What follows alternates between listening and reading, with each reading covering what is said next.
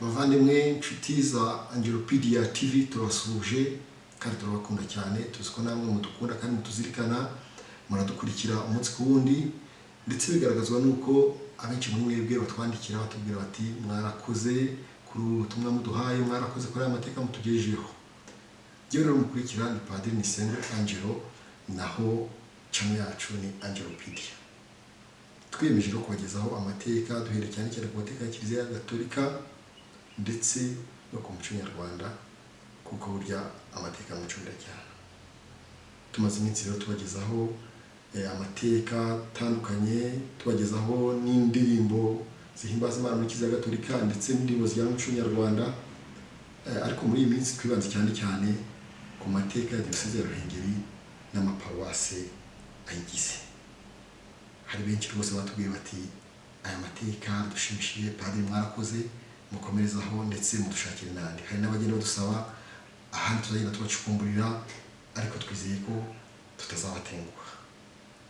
Uyu munsi rero twabateguriye amateka akomeye, amateka ya Paruwasi Runaba, akaba ari paruwasi imwe mu zigize Diyosezi ya Ruhengeri, ibarizwa mu cyahoze ari Ndorwa, ubona mu karere ka Burera, hahandi tuzi mu mateka ko hari igicumbi cya Nyabingi.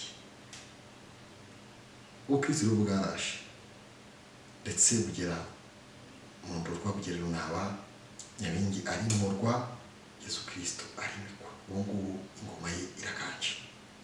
Ntako bisa rero kubona aya mateka ya Paruwasi Runaba, kubona ukuntu ubukristo bwashinze intebe muri cya gice, ubu ngubu Yesu Kristo akaba avugwa ibigwi. Rero muri kumwe ni Padiri Angelo, kuko nababwiye channel yacu ni Angelopedia. Reka rero ntabatindiye, mbareke mukurikire amateka ya Paruwasi ya Runaba.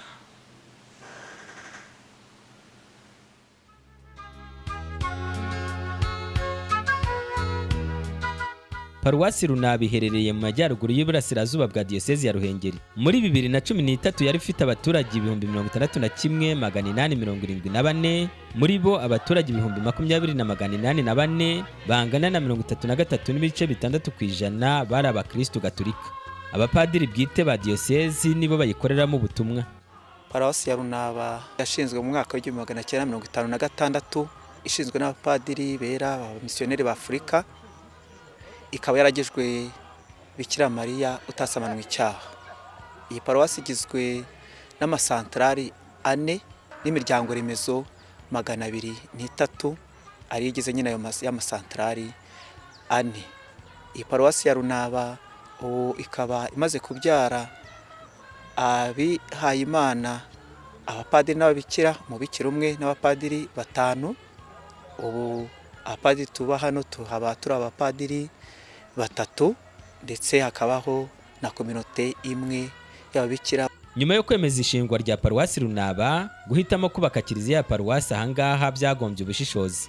Mu 1953 Padiri Raoul Ntideprimoz yasuye aha karere ka Ndorwa, yemera ishingwa rya misiyoni ya Runaba. Noneho mu gutangira gushinga misiyoni, batekereza kuyishinga ibisaga muri Paruwasi ya Mwange, ariko basanga kubera imisozi miremire, basanga hahanamye nta mazi n'ibumba ari kibazo. Noneho bahitamo hano Ikayange, naho kubera imisozi miremire nubwo hari heza, haba ikibazo cy'amazi n'ibumba.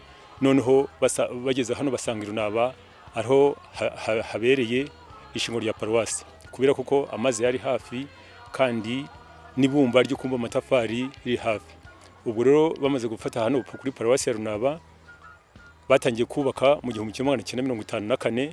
Noneho ku itariki ya 7 z'ukwa 5 1956 abariho paruwasi itahwa na Padiri Birome na Padiri Rudoviko Arira.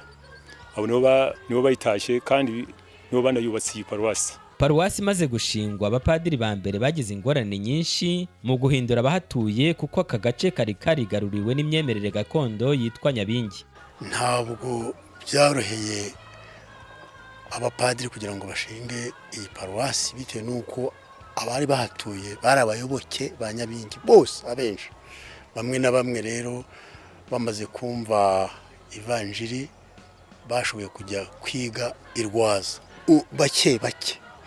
Noneho Nyabingi kuko yari yarigaruriye Ndorwa yose ihafite ingo zigera urugo rwa Murongozi rwa Nyabingi, urugo rwa Butaro rwa Nyabingi, urugo rwa Kirwa hano rwa Nyabingi na Musama na Kadahiro. Ingorane bahuye nazo kugeza ubwo Padiri Berome yasuraga ingo ari kumwe n'abakristu bakajya bamwereka ahantu hafite za Nyabingi. Yaranazitwitse ku manywa akajya afata ikibirita karasa akabitwika, atwika uturaro twa baterekereragamo. Ntacyo byamutwaye kuko bagiye babyumva buhoro buhoro paruwasi igenda igira abakristo zamuka. Ishingwa rya Paruwasi Runaba ryabaye igisubizo ku bakristo n'abandi batuye aka gace, kuko mbere yayo amasakaramentu bayabonaga irwaza hari kure cyane.